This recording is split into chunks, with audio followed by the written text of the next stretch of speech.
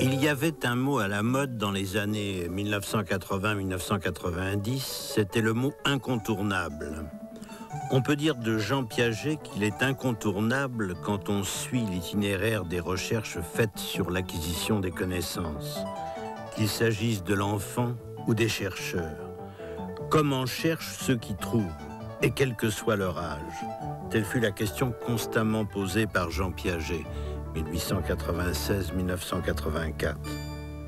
Piaget, au moment où cette photo était prise, était reconnu, célébré par le monde entier.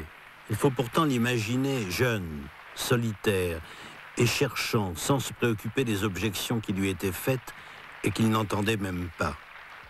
Pour ne prendre qu'un côté de son œuvre, on peut dire qu'on l'entendra résonner, cet œuvre, tant qu'on se demandera ce que pourra bien être une école idéale. Jean-Claude Bringuier. L'image la plus frappante que je garde de lui, c'est peut-être notre première rencontre. Je me suis trouvé dans son bureau de la faculté des sciences à Genève et j'étais tout de suite séduit par ce grand bonhomme, un colosse, aux cheveux blancs et aux yeux bleus, comme ça.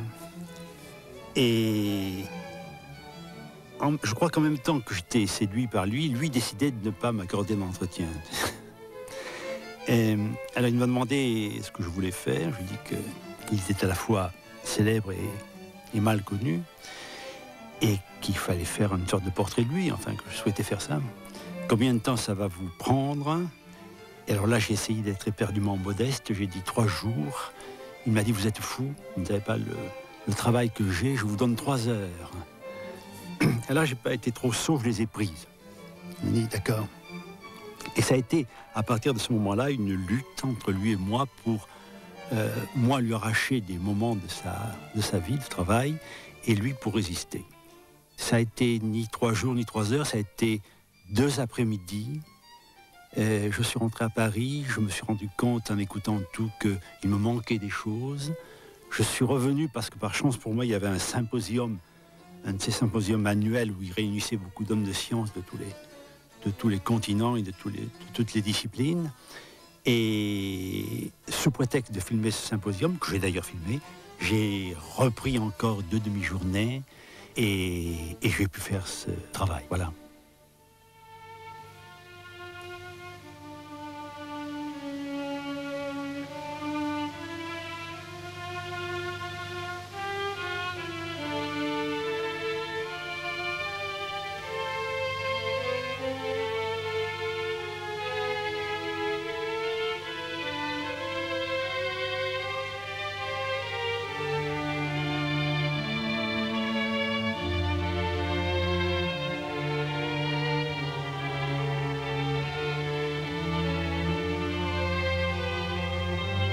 Quelquefois, en travaillant, Jean Piaget écoute de la musique.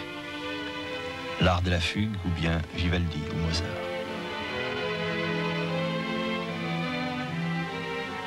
Le soir, il relit Proust.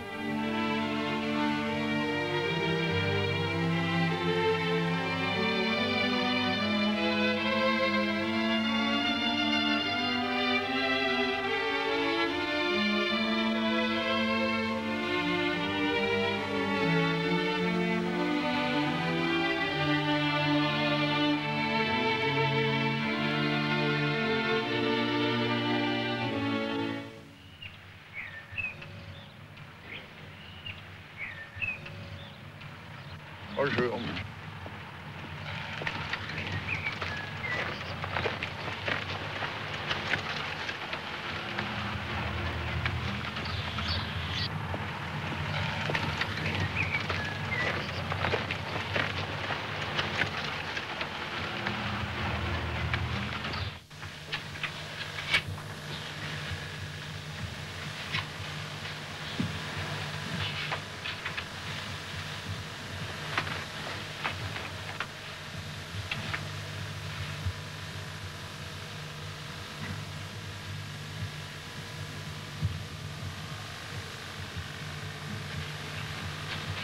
Une petite maison entourée d'un jardin, au-dessus de Genève. Voici l'endroit où Jean Piaget écrit depuis 40 ans. Aucune caméra n'était jamais entrée ici. Voici 6 si le mot ne paraît pas trop irrespectueux, la tanière, où ont été conçus et écrits plus de 40 ouvrages sur l'intelligence de l'enfant et les étapes de sa formation, sur sa logique et son sens de l'espace, du temps, sur le langage, le mouvement, la vitesse, le nombre, et aussi, on le verra, sur le fondement biologique de toute connaissance. Sans compter les quelques mètres cubes que représentent articles et ouvrages en préparation. Piaget, à 73 ans, paraît être au milieu de sa vie.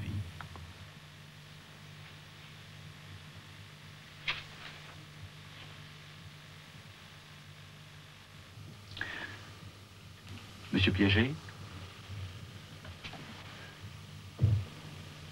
Monsieur Piaget? Ah oui. Finissez si vous avez quelque chose à terminer. Oui. Il est excellent de rester au milieu d'une phrase, ça permet... Pourquoi? Ah, mais ça évite le temps d'amorçage, quoi. On est d'emblée dans son affaire. Moi, je m'arrange presque toujours d'être au milieu d'un paragraphe ou d'une phrase. De telle sorte que le lendemain, ça continue. C'est du masochisme, non? Pas du tout. Ah non, le grand avantage de faire un livre, c'est que ça continue pendant 1 an ou 2, tandis que faire une lettre, c'est tout un travail, c'est une nouvelle conduite qu'il faut amorcer. Ah oui. Si vous restez au milieu d'une phrase, vous ne perdez aucun temps d'amorçage. Ça continue exactement comme la veille. C'est un drôle de bureau, monsieur Piaget. Je veux dire que on en voit peu comme celui-ci. On a envie de dire, mais bien sûr, c'est sûrement pas une bonne façon de voir les choses. On a envie de dire qu'il est en désordre. Comme vous le savez, Bergson a montré qu'il n'y avait pas de désordre. Il y a 2 sortes d'ordre, l'ordre géométrique et l'ordre vital. Le mien est nettement vital. Expliquez-moi ça. Ce sont les dossiers dont j'ai besoin et qui sont par ordre de fréquence à portée de la main. Les plus fréquents sont au-dessus. Oui, ou les plus près. Oui, c'est ça. C'est ça, il y a tout un espace, donc. Ah oui, il est plus organisé que ça n'a l'air. C'est ça, qui est celui de votre travail vécu, quoi, oui, finalement. Oui. Quand même, hein, pour trouver un dossier dont on a besoin là-dessus. Ah, alors, les dossiers des couches antérieures, ça devient délicat. Comment vous faites dans ce cas-là? Est-ce que vous en avez besoin d'abord? Est-ce qu'il vous arrive d'avoir besoin? Non, pas beaucoup. Mais enfin, quand il faut, on cherche, quoi. D'une référence d'il y a 15 ans ou 20 ans? Mais je crois qu'on perd beaucoup moins de temps que s'il fallait ranger tous les jours.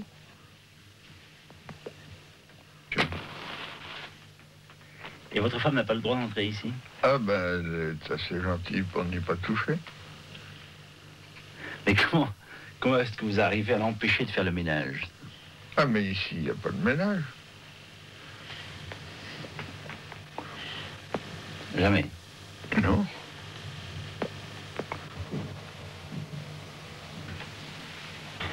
Il y a des plantes dans ce bureau aussi. Oui. Il y a de tout en réalité. Bon, il y a des insectes au mur. Oui. Il y a des plantes près des fenêtres. Alors, j'allais vous demander tout à l'heure à quel niveau de la vie commençait la psychologie. Je parle pas seulement des êtres humains, disons ça. Oui, oui, ma conviction est qu'il n'y a aucune espèce de frontière entre le vital et le mental, ou entre le biologique et le psychologique. Dès qu'un organisme tient compte d'une expérience antérieure et s'adapte à une situation nouvelle, ça ressemble beaucoup à de la psychologie. Alors, quand les tournesols suivent le soleil, je pense que ils font de la psychologie. Je pense que c'est un comportement. Mais ces comportements de plantes, par exemple, sont aveugles, bien sûr. Je veux dire, ils ne savent pas qu'ils sont comportements. Ah ben, nous ne savons rien de la conscience éventuelle des végétaux. Puisque vous ne croyez pas, quand même? J'en sais rien. Nous ne savons rien de la conscience des animaux non plus. Et on peut y croire. On ne sait pas quand commence la conscience chez le bébé ou chez le fœtus. C'est pas un problème. Non, la psychologie, c'est pas une science de la conscience, c'est une science du comportement. On étudie le comportement, y compris la prise de conscience, quand on peut l'atteindre. Mais quand on ne peut pas l'atteindre, c'est pas un problème. C'est-à-dire que, c'est ça, la psychologie commence quand quelque chose révèle la psychologie. Quand l'organisme se conduit par rapport à des situations extérieures et résout des problèmes. Alors si les tournesols font de la psychologie, je dis ça entre guillemets, bon, est-ce qu'on peut descendre encore plus bas dans le règne vivant? N'est-ce pas Jusqu'où? Jusqu'où, quand on voit les films, par exemple, de Paul Weiss, sur les mouvements internes de la cellule, mouvements intérieurs de la cellule, n'est-ce pas? Eh bien, Paul Weiss dit, je crois avec grande raison, que pour expliquer ces affaires-là, c'est encore le langage du comportement qui est le plus adéquat, qui rend mieux les faits qu'un langage purement physico-chimique. Alors, à l'intérieur de la cellule, vous auriez déjà du comportement, c'est étendre énormément l'échelle du comportement et donc de la psychologie, qui, je le répète, n'est pas la science de la conscience seulement, mais du comportement en général. De la conduite. La conduite, comme disait mon maître Jeannet. Biologie, zoologie, botanique. De ces disciplines de jeunesse, Piaget a tiré ses intuitions fondamentales. Il n'a cessé d'observer ces organismes vivants qui, ainsi qu'il le dit, se comportent dans un milieu et résolvent des problèmes. L'homme est au bout.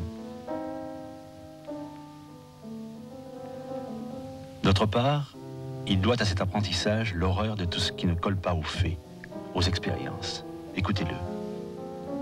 Nous avons déposé en 1928 dans une mare du plateau vaudois des œufs de limnée, race 5, sélectionnés en aquarium. En 1943, la mare a été malheureusement desséchée, mais nous avons pourtant trouvé, etc. On peut penser que sans cet accident, survenu 15 ans après le début de l'expérience, celle-ci se poursuivrait toujours.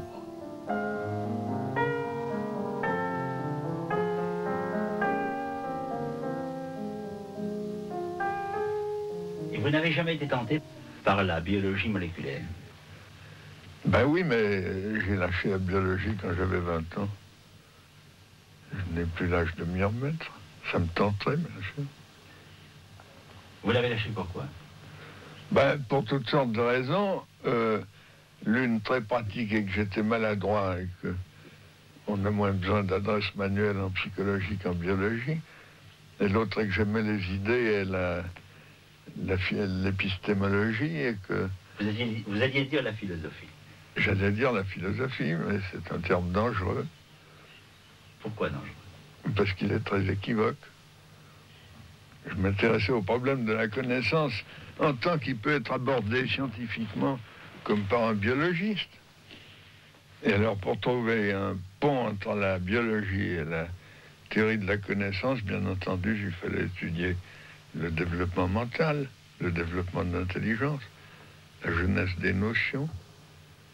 Oui, c'est ce que vous appelez l'épistémologie. Enfin, la théorie du savoir, la théorie de la connaissance, c'est l'épistémologie. Oui. Alors, je pense que pour faire de l'épistémologie d'une manière objective et scientifique, il ne faut pas prendre la connaissance avec un grand C en tant qu'état sous ses formes supérieures, mais trouver les processus de formation, comment on passe d'une moindre connaissance à une connaissance supérieure. Supérieure du point de vue du sujet, enfin, tout relativement au niveau qu'on considère. Alors, l'étude de ces transformations de la connaissance dans le sens de l'ajustement progressif du savoir, c'est ce que j'appelle l'épistémologie génétique. Et c'était la seule perspective possible, je pense, pour un biologiste.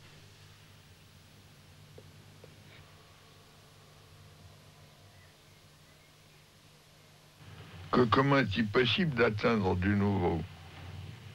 C'est peut-être ça mon problème central. Comment change-t-on? Pas à changer n'importe comment. Comment améliore-t-on la connaissance en trouvant du neuf par rapport aux connaissances limitées dont on était parti, mais du neuf adapté.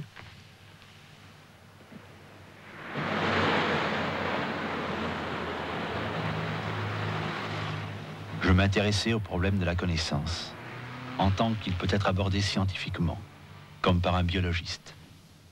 Problème simple et infini.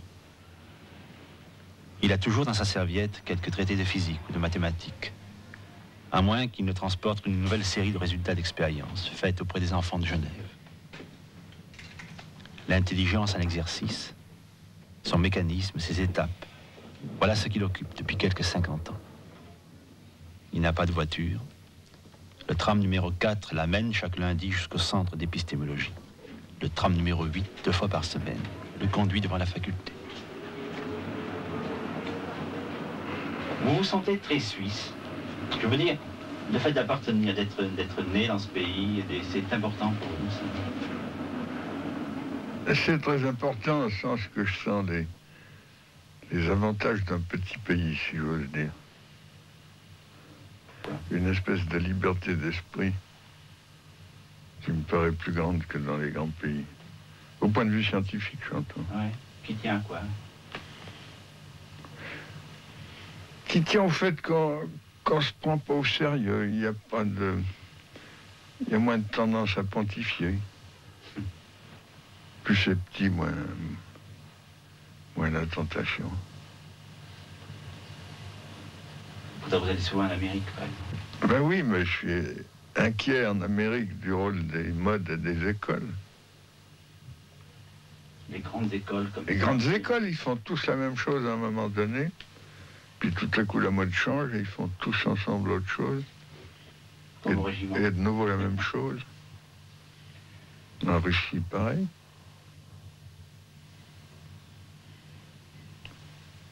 Croyez beaucoup à la recherche solitaire. Ah non, il faut des contacts et il faut surtout des contradicteurs. Puis il faut une équipe. Je crois à la recherche interdisciplinaire et je crois à la recherche collective.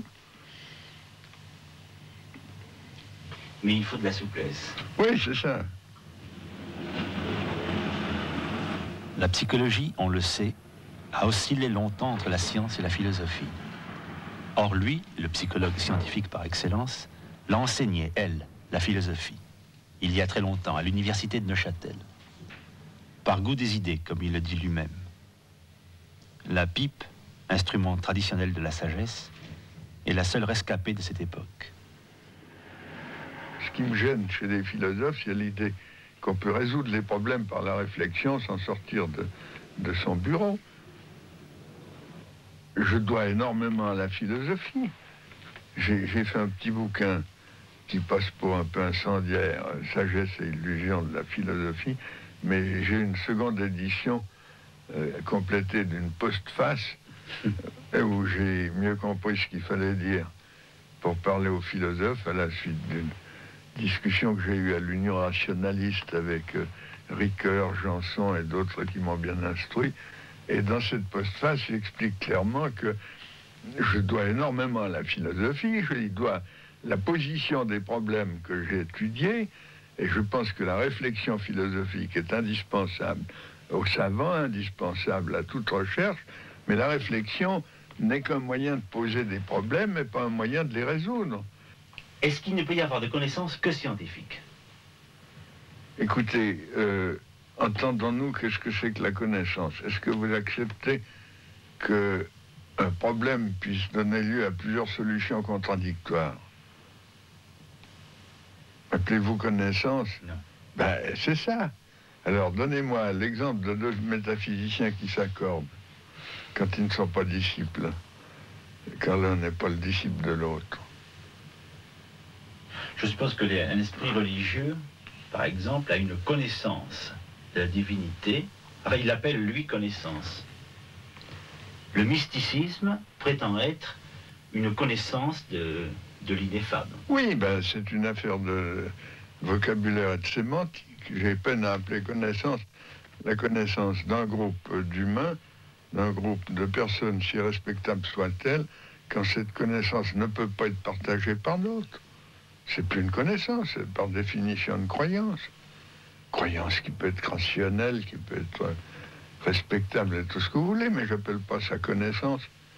La connaissance commence à partir du moment où elle est communicable et contrôlable. Si quelqu'un fait une erreur dans la démonstration d'un théorème, ben, l'erreur sera corrigée, quoi. Il y a des approximations qu'on ne voit pas en métaphysique. La métaphysique n'a absolument fait aucun progrès de Platon à Heidegger, puisque vous citiez Heidegger. Oui, et effectivement, la science, si. Enfin, la science a même inventé l'idée de progrès. Ben, pas seulement inventé l'idée de progrès, elle a réalisé des progrès. C'est ça, parce que elle succède à elle-même.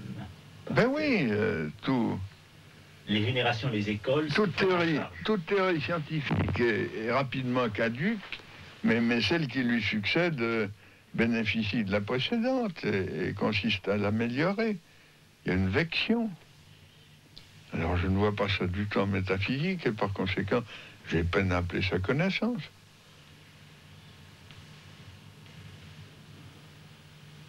Ça date de quand, ça? Quoi donc? Ça, cette possibilité de l'esprit humain de manier la connaissance telle que vous venez de la définir. Mais ça date des Grecs. Et je dis des Grecs parce que je connais mal les Chinois et les Hindous. Il y a peut-être bien d'autres sources, mais chez nous, ça date des Grecs. Pourtant, c'est une époque où la philosophie était mêlée. Mais oui, mais enfin, à l'esprit scientifique. Les philosophes grecs étaient des gens sérieux qui faisaient de la science. Descartes aussi. Ben, mais bien sûr, mais aussi, si vous lisez Sagesse et Illusion, j'ai le plus grand respect pour tous les philosophes qui ont fait de la science. Les philosophes grecs et Descartes, jusqu'à Descartes, Leibniz, etc., j'appellerais leur philosophie une philosophie qui dépasse la science, n'est-ce pas, méta-scientifique si vous voulez, mais enfin qui s'appuie sur elle dans la mesure où il le pouvait.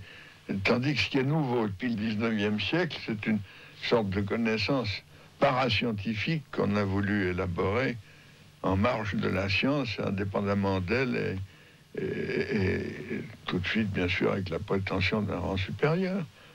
C'est ça qui me paraît gênant, mais c'est ça qui domine terriblement aujourd'hui. Il semble qu'il y ait beaucoup de jeunes philosophes qui s'occupent des sciences, des mathématiques. Ah, bien sûr, bien sûr. Prenez l'œuvre de De Santi, par exemple, ou prenez Villemin et son équipe, prenez Granger, prenez... Il y a toute une série. Mais enfin, c'est un mouvement nouveau par rapport à l'existentialisme il y a une ou deux générations.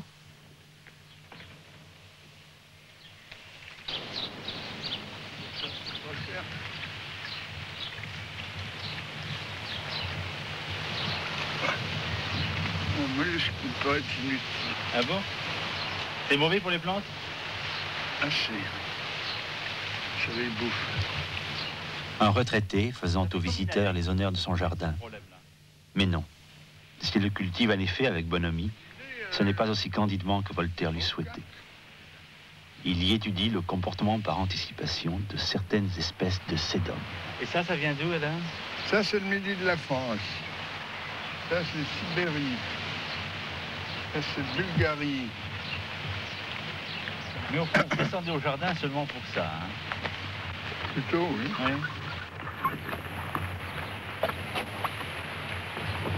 Alors ça vient des mêmes régions que... Oui, ça d'Asie, par exemple. À fleur jaune, là, vous voyez. Alors ça, on vous les envoyait, par exemple? Non, oh, ça c'est une bonne histoire. Je l'ai trouvé sur la table d'un restaurant à Berkeley, Californie, un dîner d'adieu, après quelques conférences. Et la table avait été garnie de petits ornements formés de toutes petites tiges de ce sédum. Et vous avez demandé ce que c'était? J'ai tout raflé. Non, j'ai reconnu l'espèce. Vous avez reconnu? Après tout, l'image du vieux monsieur dans son jardin n'est pas si fausse. Vous avez rappelé que Le sens de notre tentative, a-t-il écrit, est de ne pas chercher à fuir la nature, mais de l'approfondir pas à pas avec l'effort des sciences. Parce que, malgré les philosophes, elle est encore bien loin d'avoir livré ses secrets. Et que, avant de situer l'absolu dans les nuages, il est peut-être utile de regarder à l'intérieur des choses. Dès lors, si le vrai est une organisation du réel, la question préalable est de comprendre comment s'organise une organisation. Et c'est là une question biologique. Mais le propre de l'organisation vitale est de se dépasser sans cesse. Et si l'on cherche en elle le secret de l'organisation rationnelle et de la connaissance, il faut alors essayer de comprendre la connaissance et la raison par leur construction même. Alors, vous êtes surtout occupé des enfants? Oui. Surtout ou exclusivement même? Exclusivement. Pourquoi? Ben parce que s'occuper d'adultes, qui aurait été l'idéal, dans la perspective d'une construction progressive, ça signifiait reconstituer l'histoire de la pensée, mais au stade les plus intéressants de ce point de vue, mais qui sont les plus inconnaissables en fait, c'est-à-dire les stades préhistoriques. Pourquoi? Il y a des gens partout, dans la rue, dans les... Non, les gens dans la rue ont des siècles de culture derrière eux et de formation. Et alors? Ce que j'aimerais, si j'avais pu étudier la formation de l'esprit humain, comme ça aurait été le rêve, du singe à l'homme, n'est-ce pas? Ben, il fallait reconstituer les étapes de la préhistoire et de l'homme fossile. Ben, on en connaît quelques techniques, mais on ne sait rien de... Les débuts du langage, les débuts des techniques humaines, les techniques transmissibles, etc., tout ça malheureusement nous échappe. Tandis que ce qu'il y a d'admirable chez l'enfant, c'est justement de trouver toujours un individu qui part à zéro et de voir comment ça se passe jusqu'à ce qu'il arrive. Il part pas vraiment à zéro. Il est lui aussi dans un milieu ambiant. Il est dans un milieu ambiant, mais un milieu culturel. Mais oui, mais dont il ne tire pas grand-chose avant le langage. Prenez le bébé, entre la naissance et 1 an et demi à peu près, ou 2 ans, quand il commence à manier sa langue, ben, c'est pas le milieu culturel qui lui permet de découvrir, par exemple, la permanence de l'objet. Qu'est-ce que vous appelez la permanence? La permanence de l'objet, c'est le fait qu'un objet qui disparaît du champ perceptif est conçu comme continuer d'exister. On en garde l'idée, oui. Pas seulement l'idée, la possibilité de le retrouver. Ben ça, c'est pas du tout inné. Prenez une expérience bête comme chou, vous donnez à un bébé un jouet nouveau qui l'intéresse, il tend la main pour le prendre, vous le recouvrez d'un mouchoir, ben il retire la main comme si l'objet n'existait plus. Il n'y a pas l'idée d'enlever le mouchoir. Tandis que si vous mettez le mouchoir sur sa figure, il sait très bien l'enlever. Et ça, c'est jusqu'en? Jusqu'à 8, 9, 10 mois. C'est tardif, là. L'idée que l'objet continue d'exister et qu'on peut le retrouver. Ça a l'air...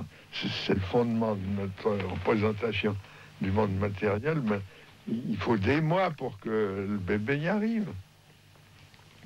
Alors là, j'ai envie de vous poser une question tout de suite. Est-ce que ça, c'est notre monde moderne contemporain, ou est-ce qu'on peut imaginer que c'est les bébés hommes depuis toujours? Ben, je suis convaincu que c'est les bébés hommes depuis toujours, et que c'est pas seulement les bébés hommes, mais que mon ami Grobert en Amérique a fait l'expérience sur des petits chats, et il retrouve les mêmes stades, sauf que le petit chat arrive à 4 mois au niveau que le bébé n'atteint qu'à 9 mois, ce qui est très intéressant, parce que le petit chat va pas beaucoup plus loin, tandis que le bébé il continuera jusqu'à l'état d'un homme civilisé.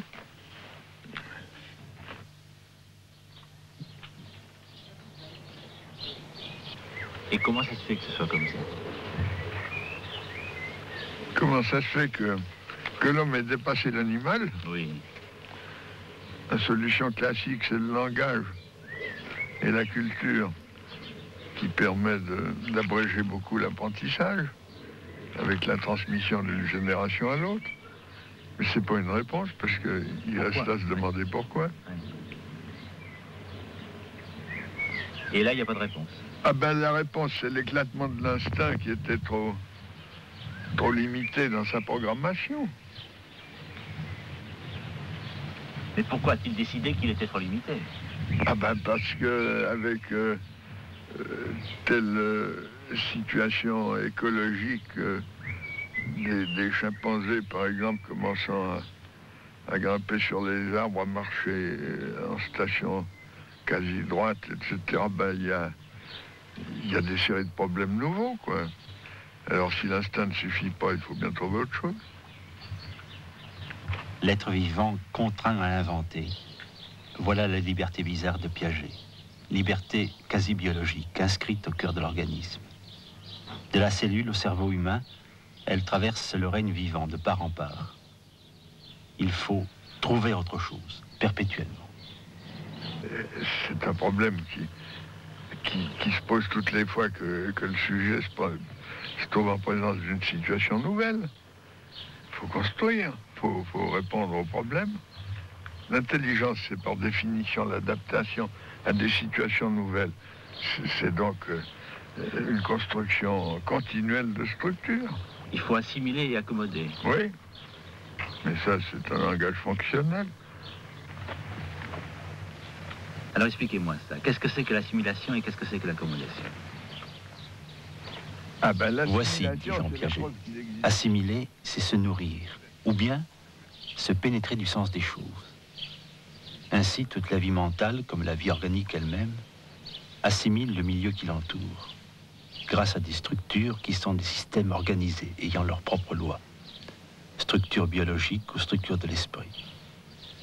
D'autre part, ces structures elles-mêmes se réajustent en fonction des transformations subies. Elles s'accommodent au milieu extérieur. Ce mécanisme perpétuel est mu par les besoins. Mais le besoin lui-même est toujours la manifestation d'un déséquilibre, organique ou mental. Et l'équilibration, alors, c'est une notion importante chez vous, ça? Alors, l'équilibration, c'est le fait que l'assimilation ou l'accommodation sont en une proportion déterminée. C'est l'autorégulation des structures dont je parlais tout à l'heure. L'autorégulation des structures. L'équilibration, je définirais ce terme non pas en termes de balance de force, mais en termes d'autorégulation. Un système équilibré, c'est un système où toutes les erreurs sont corrigées, où les excès sont compensés, etc. Justement, il n'a plus envie d'aller de l'avant à ce moment-là, il n'a plus envie de sortir de lui-même. Ah mais non, c'est pas un équilibre statique, justement, comme une balance immobile. C'est le réglage de la conduite. C'est un équilibre qui ne cesse C'est un pas... équilibre mobile, comme disent les physiciens. Qui ne cesse pas d'essayer de s'améliorer. C'est ça. C'est ça, du fait qu'il n'est jamais parfait, et du fait qu'il y a toujours de nouveaux faits extérieurs qui viennent le troubler. Il s'agit sans cesse de réajuster. Et c'est ça, en quelque sorte, qui crée l'appel d'air. C'est ça, exactement. C'est le processus qui mène à l'équilibre. Mais comme Dieu soit loi, l'équilibre n'est jamais atteint parce qu'il faudrait avoir assimilé l'univers entier pour que l'équilibre soit atteint. On court toujours après. On court toujours après. Et c'est ça la science. Une fois achevé, on en reparlera, mais je ne crois pas qu'elle ne le soit jamais par l'humanité. Jamais. Qu'est-ce que c'est que l'achèvement? Les mathématiques achevées, ça serait...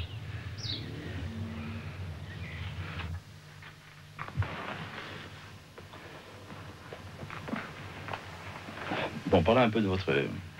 Est-ce qu'il faut dire métier? Je ne sais pas. Est-ce que c'est un métier, ce que vous faites? Bien sûr. C'est un métier. Il y a un métier qui est technique. Comment vous procédez? Vous avez un groupe autour de vous qui fait des expériences. Pas des tests, je crois. C'est un mot que vous n'aimez pas, hein? Ah non. Les tests portent sur les performances et les résultats. Nous cherchons comment l'enfant raisonne et comment il découvre de nouveaux instruments. Alors c'est de la conversation directe. C'est ça. C'est une méthode de conversation libre.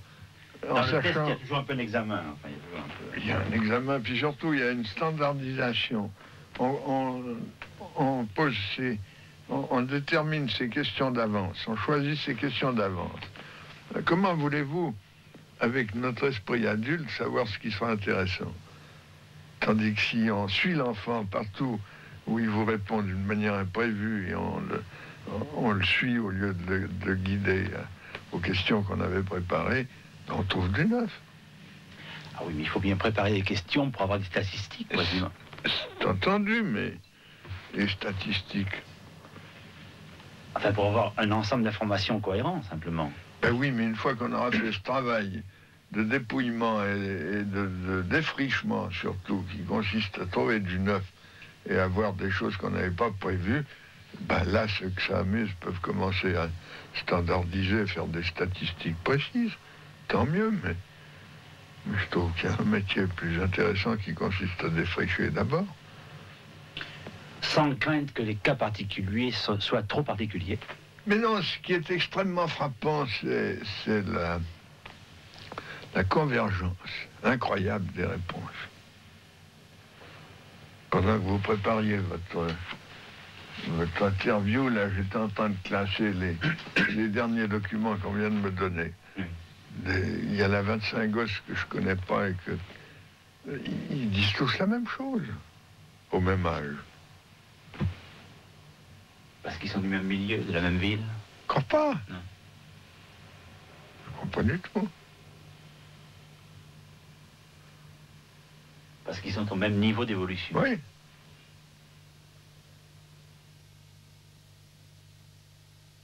« 7 ans.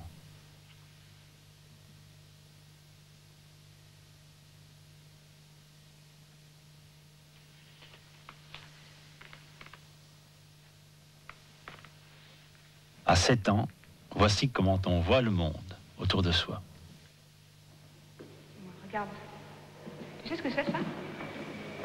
La pâte à modeler. La pâte à modeler, ouais. Bien. On va faire un jeu, hein, comme je t'ai dit tout à l'heure. Tu vois ces deux boules qu'on a là? Et tu peux me dire si elles sont la même chose, les deux? Si c'est la même chose, beaucoup de pâtes dans l'une puis dans l'autre? Oui. Elles sont la même chose. Hein? Oui. T'es sûr? Le relevé de chaque expérience aboutit à un protocole qui constitue le dossier de l'interrogation. C'est ce qu'on va dire. On va dire que c'est du gâteau, mais c'est pas pour de vrai, hein, seulement pour jouer. Puis que toi, t'as du gâteau qui est rouge, puis moi, j'en ai du blanc. Si on mange chacun ça, on aura les deux manger la même chose? Oui. Oui. Bien, alors regarde. Ouais, je vais prendre mon gâteau à moi, puis faire quelque chose avec. Tu me dis ce que je fais.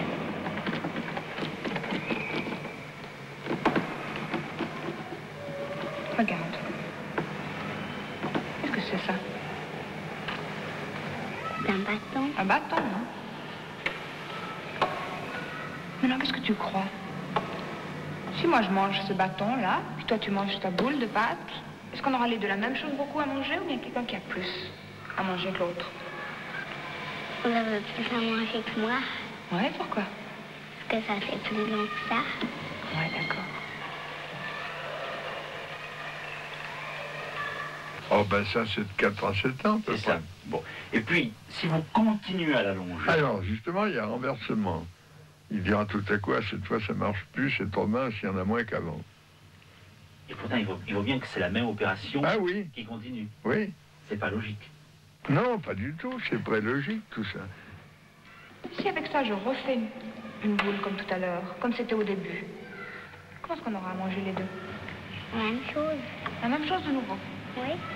Très bien. C'est bien, dis-moi. T'as envie de jouer avec cette balance? Oui. Ouais. On va juste faire un... Regarde. Est-ce que c'est le même poids, ces deux-là? Non. Pas tant, hein? Non. C'est laquelle des deux boules qui est la plus lourde? Celle-ci. Celle-ci. On voudrait bien qu'ils soient tout à fait pareils, les deux, hein? Ça y est maintenant? Oui. Oui. Tu vois ça comment, que c'est le même poids des deux? Ce que j'ai vu là. T'as vu la petite aiguille qui est là? Oui. Ça veut dire qu'ils sont la même chose lourde, les deux. Hein? On va les enlever de la balance. Puis, avec ça, je vais nous faire comme j'avais fait tout à l'heure. Tu te souviens? Vous avez fait avec le blanc. Ouais, mais ça fait la même chose, hein. Je vais faire un long bâton avec le rouge. Puis, ta boule, on la laisse comme elle est. Si je les pèse maintenant, les deux, si je les mettais sur la balance comme ça, ça donnerait quoi? Celle-ci, elle sera plus lourde. Celle-ci sera plus lourde? Oui. Pourquoi? Parce que ça, c'est tout neuf, puis ça, c'est gros. Ah, voilà. Pour les petits, il y a plus de pâte à modeler qu'avant parce qu'elle est plus longue. Ou moins. Ou moins parce qu'elle est plus mince. Mais je mets les deux à la fois. Et quand ils voient une dimension, ils ne voient pas l'autre. Tandis qu'il y a un niveau où ils voient les deux et voient la compensation. C'est plus long, donc plus mince, donc c'est la même chose. Mais ça suppose la réversibilité. La qualité de la structure détermine la portée des connaissances à partir d'elle. Dès qu'un enfant a compris ce qu'est une addition, il peut faire n'importe quelle addition. Et voilà les structures. 9 ans. Si je pesais les deux choses, si je les remettais sur la balance comme tout à l'heure, est-ce qu'elles auraient les deux le même poids ou bien il y a quelque chose qui serait plus lourd que l'autre? Non, ils auront le même poids. Puis tu peux m'expliquer comment tu sais ça? Comment t'es sûr? Parce qu'avant, ça, c'était une boule. Oui. Elle pesait la même chose que celle-là. D'accord. Puis on n'a pas enlevé de blanc, de pâte à modeler. À la boule. Puis après, on a fait un bâton. Alors comme ça, tu penses, toi, que ça va toujours peser la même chose? Oui. Oui. Alors, pour changer le poids, ou bien de ça, ou bien de ça, il faudrait faire quoi? Je vais en enlever. En enlever? Oui. C'est le seul moyen, hein? Si je transforme, si je fais des autres figures, si je coupe, tout ça, ça change rien? Non. Très bien. Allez voir, tu as très bien répondu. On a fini alors de jouer. C'est difficile ça, ou bien tu trouves que c'est très facile? Facile. Très facile. Ce qui est très beau au niveau des conservations, un des arguments fréquemment employés, c'est la même chose, ça n'a pas changé, parce que vous n'avez rien noté, rien enlevé. Ben, les petits le savaient très bien qu'on n'a rien noté, rien enlevé. Mais ce n'était pas un argument pour eux, tandis que ça devient un argument. Voilà une transformation de structure. Piaget a interrogé lui-même pendant des années. Aujourd'hui, il utilise les protocoles dressés par ses collaborateurs sur le nombre, l'espace, le mouvement, la vitesse, le temps, etc. En gros, ce qu'on a trouvé jusqu'ici, c'est une remarquable concordance avec des accélérations et des retards. Par exemple, pour les retards, j'ai une élève qui a travaillé à Téhéran. Les enfants de la ville de Téhéran sont à peu près au même niveau, au même âge qu'à Genève, mais des analphabètes de la campagne ont 2, 3, 4 ans de retard, tout en passant par les mêmes stades. C'est ça qui est l'essentiel. Et par le même ordre de succession. Oui, bien sûr. Les stades, c'est l'ordre de succession. C'est pas l'âge moyen. Parce que c'est ça, je Oui. crois, une de vos grandes idées, c'est que les gosses, quelles que soient les sociétés, quelles que soient les époques, passent dans l'évolution de l'intelligence par un ordre Oui, des étapes oui. qui est toujours le même. Qui est le même parce que chaque étape est nécessaire à la suivante. C'est un ordre séquentiel, comme on dit. C'est à partir de chaque étape que l'autre étape peut avoir lieu. Oui, c'est ça, qu'elle devient probable alors qu'elle ne l'était pas au début. Alors sache qu'ici, ça se vérifie assez bien, mais avec des retards ou des accélérations. Mais l'ordre reste le même. Oui. Je viens de voir une Australienne, une psychologue de Canberra qui a fait les expériences de conservation sur les fameux Arunta de Durkheim et Mauss, vous savez, en Australie. Non. Cette tribu du milieu de l'Australie. Ben, elle a retrouvé les mêmes choses, mais avec décalage, quoi.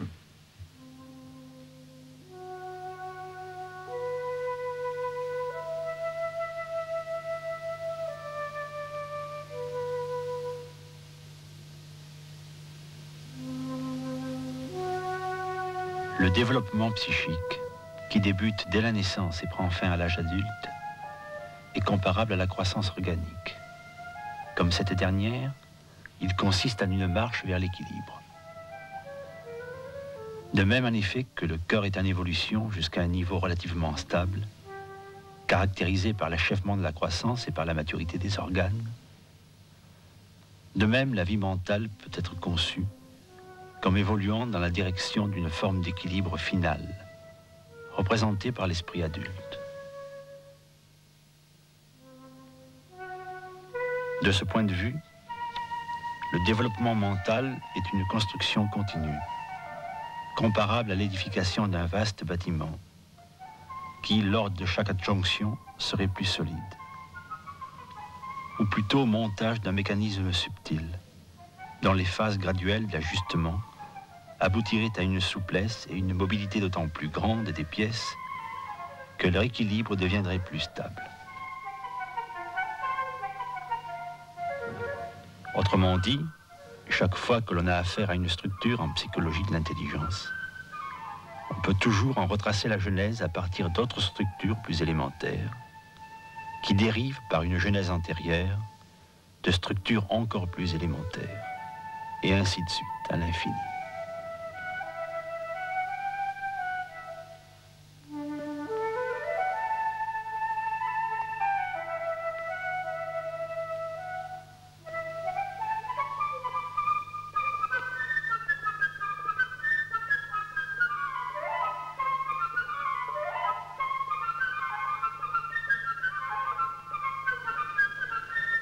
Vous aimez les enfants?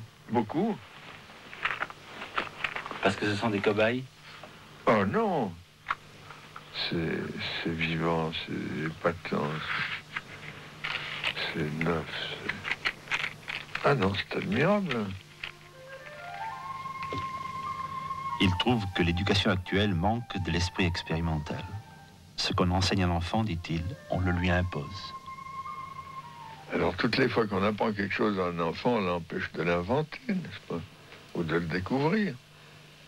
Parce que c'est ça, vous pensez qu'on apprend bien que ce qu'on invente soi-même. Ah oui. Convaincu. Invente ou réinvente. Mais vous vous occupez de l'évolution de l'être humain au seul point de vue de l'intelligence. Oui. De l'intellect. Oui. Et pas du tout sur le plan affectif. Bah écoutez, simplement parce que ça m'intéresse pas, je suis pas psychologue, je suis épistémologiste. Vous faites quand même de la psychologie expérimentale. Mais ben, parce que je veux des faits.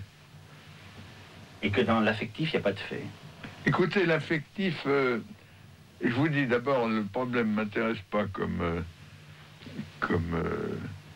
scientifique, parce que c'est pas le problème de la connaissance qui est mon intérêt spécial. Et puis deuxièmement, parce que toutes les théories qu'on fait sur l'affectivité, j'ai l'impression que c'est bougrement provisoire, en attendant que les physiologistes nous donnent des explications endocrinologiques précises.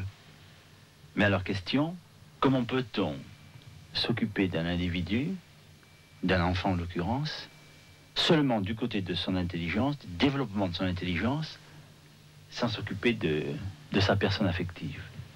Mais il est tout à fait évident que pour que l'intelligence fonctionne, il faut un moteur qui est affectif. Jamais on cherchera à résoudre un problème si le problème ne vous intéresse pas. L'intérêt, la motivation affective, c'est le mobile de tout. Envie de ceci, dégoût de cela. C'est l'énergétique, bien sûr.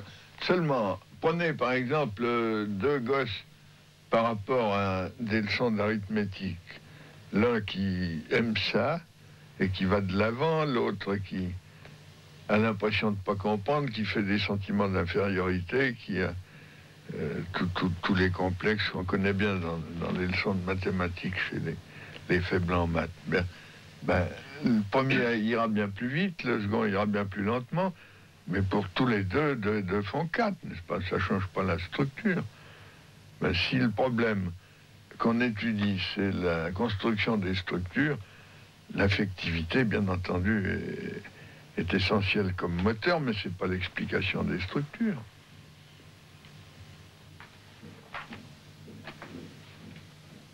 Oui, je vous écoute depuis un moment, trop long pour vous. Et j'ai l'impression d'un homme qui se trouve à l'abri à l'intérieur de son métier, de son travail. Vous n'avez pas l'air exposé au monde. Est-ce que je me trompe? Non, c'est tout à fait juste. C'est une chose que vous éprouvez. Très nettement. Les embêtements de la vie, il n'y a qu'à se remettre dans son travail et tout disparaît. Pardon de vous dire ça, mais on a l'impression d'autre part que vous n'en avez pas eu beaucoup. Je me trompe? C'est possible. J'ai pourtant été un des auteurs les plus critiqués. Mes premiers travaux, c'était une démolition générale aux États-Unis, en particulier. Mais c'est le psychiatre Anthony, je crois, qui a écrit ce joli mot: Piaget est beaucoup trop narcissique pour avoir été sensible à ses critiques. Et il a continué tranquillement de sa route. Il avait raison. Il avait raison.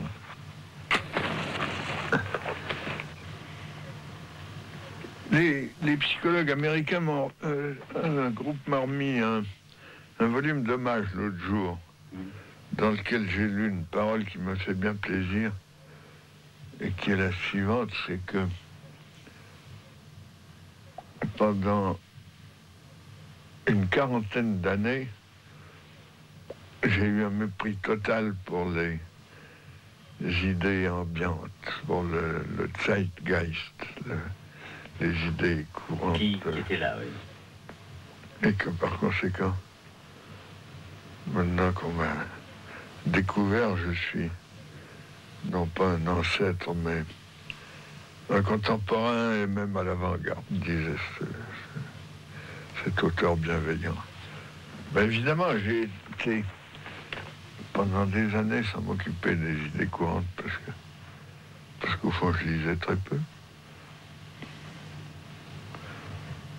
Oui, j'avais raison tout à l'heure, c'est ça la solitude finalement, et c'est bien. Vous êtes un solitaire, à ce point de vue-là. Peut-être moins maintenant. À ce point de vue, mais ayant toujours eu besoin de travailler en groupe. Oui. Mais c'est le groupe lui-même qui était un îlot. Oui, d'accord. Est-ce qu'on peut parler à votre sujet de... C'est un mot que vous allez sûrement pas aimer, de passion de la recherche, ou de ferveur de la recherche? Ah oui, ça, nettement. Ah, nettement. Est-ce que c'est ça votre moteur à vous? On parlait de moteur. Ah oui, très nettement. Pourquoi? Comment ça marche, ça?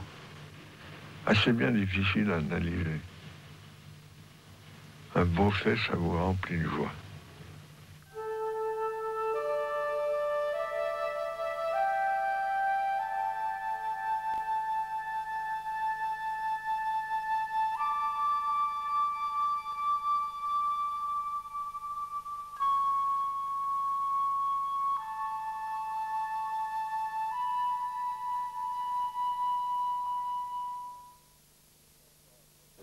L'enfant a moins d'imagination qu'on ne croit d'habitude. Ce qu'il fait en réalité, c'est de reproduire, transposer et corriger des scènes qui sont produites dans la réalité. Par exemple, je me rappelle une de mes filles qu'on avait un peu grondée à table parce qu'elle n'arrivait pas à finir sa soupe. Eh bien, immédiatement, l'après-midi, elle invente un jeu où sa poupée n'arrive pas à finir sa soupe et où elle lui donne des conseils pour finir sa soupe, mais avec une pédagogie bien meilleure que celle de ses parents.